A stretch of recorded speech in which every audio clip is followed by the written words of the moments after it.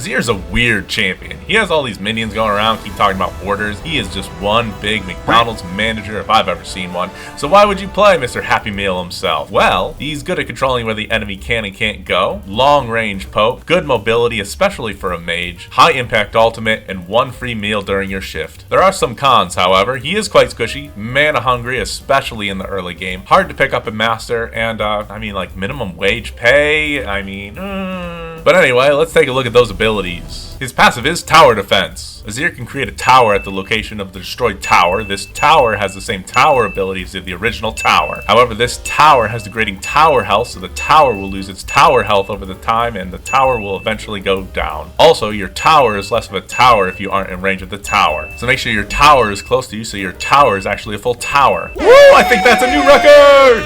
Why do we keep saying tower? Because they pay me every time I do. His cue is, the order is given. It's really not, but it sounds believable if I said it. Anyway, this orders all active sand soldiers to go to a target location, dealing damage to any enemy that it hits and slowing them. Only one of the sand soldiers will do damage, and the others will just increase the slow by 25%. His W is Sandcastle Master. Azir is the Sandcastle champion of the world, and he can build sand soldiers like nothing. These soldiers will last 10 seconds, and the soldiers will auto attack for you if you are in range. If multiple soldiers will hit the same target, each additional hit will only deal 25% damage, but hey, damage is damage. His E is the Shurima Slide. Azir will dash in the direction of one of the sand soldiers and grant himself a shield. If the enemy is in the way, he runs into them and he gets mad, dealing them damage and gains a sand soldier charge that he can use. His R is the Shurima Shuffle. Azir summons a wall of shield soldiers to push any enemy away, knocking them up and dealing a good chunk of damage. Also something to know, this ability does start behind you, so you can't catch enemy champions even if they're in front of you and push them back. Now I know you're really ready to hear some combos, but let's take a look at those runes first. Now Azir is a scaling champion, and we do want to make sure to keep up with our support goals, so we're going to take First Strike. Then Futures Market, because even an Emperor isn't free of going into debt these days, Free Shoes, and Cosmic Insight. Secondary Tree, we're going to go Precision for healing and auto attack increase. You can't go Blue Tree for some mana,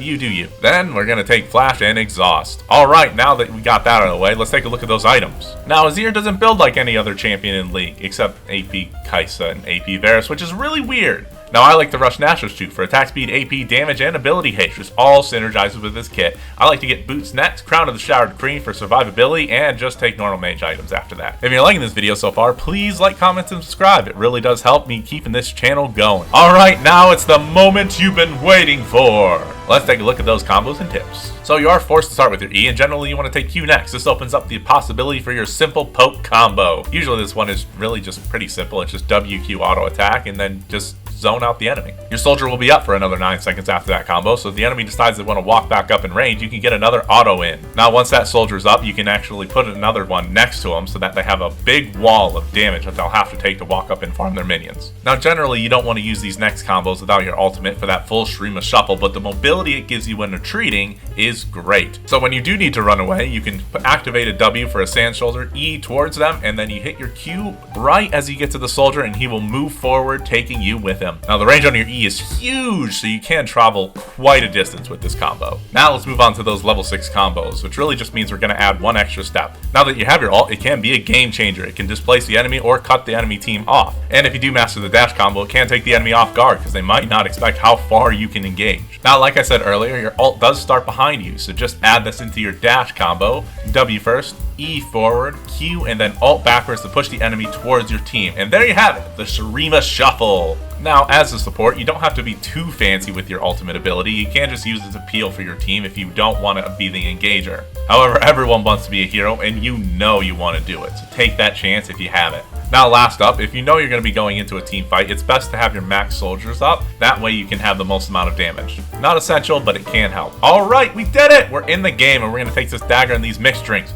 You never know what can happen at that sketchy McDonald's. Now let's take a look at that laning phase. Now that we're in the laning phase, we really just want to keep the enemy off the wave so they can't farm properly. Place soldiers up so they can't walk up, and then you can just use your poke combo when you have a soldier. We did talk about this earlier, but if you have a sand soldier up, you can place another one right beside them to block them entirely off the wave or just make them struggle. Now we just want to try and get them low enough that they'll need to back. You are pretty mana hungry early on, and you will be pretty quickly, but that's okay because we just want to play safe anyway.